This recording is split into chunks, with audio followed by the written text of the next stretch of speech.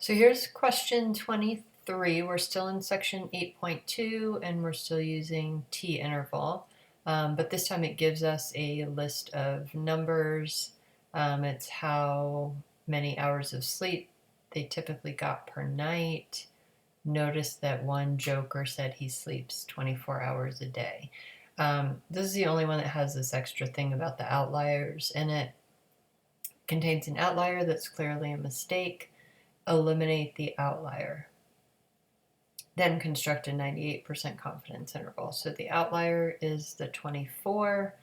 Because it gives you a list of data, we have to go to stat, edit, and I left in my L2 so that if you need a reminder for how to clear it out, you go over to L2 and up to the heading and clear and enter. It'll clear it out for you.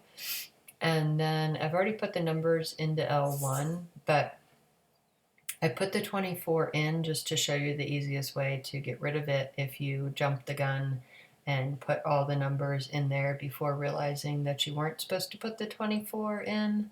So if it's in there, and then rather than clear, if you hit delete, it just gets rid of it and moves all the other ones up. So then you're ready to go for this.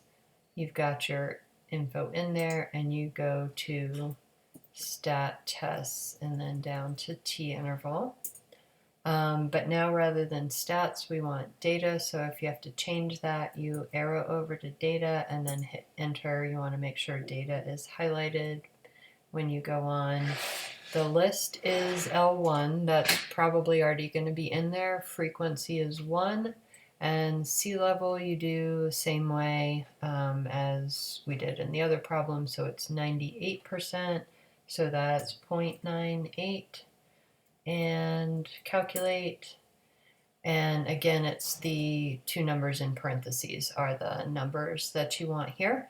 So that's for part 1, and it rounding to 2 decimal places, so 6.39 and 9.04. For part 2, it says to leave in the outlier.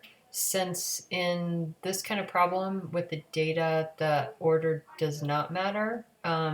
It sometimes does, but in different chapters, like chapter 4, the order matters, but in chapter 8, the order never matters. So you can go back to stat edit and you can just tack your 24 on to the end. So you don't have to put it back up where it used to be. It's much easier to just pop it into the end. And then of course you go back to stat tests, t-interval. Still with data, everything stays the same as long as it's still a 98% confidence interval, and it is. So now we've got 3.55 and 15.95. So those are your two answers for here. Are the results noticeably different? They are. I don't remember exactly what I had for the interval up here, and I didn't write it down. But more than likely, the lower number is not going to change that much, but the upper number is going to change a lot.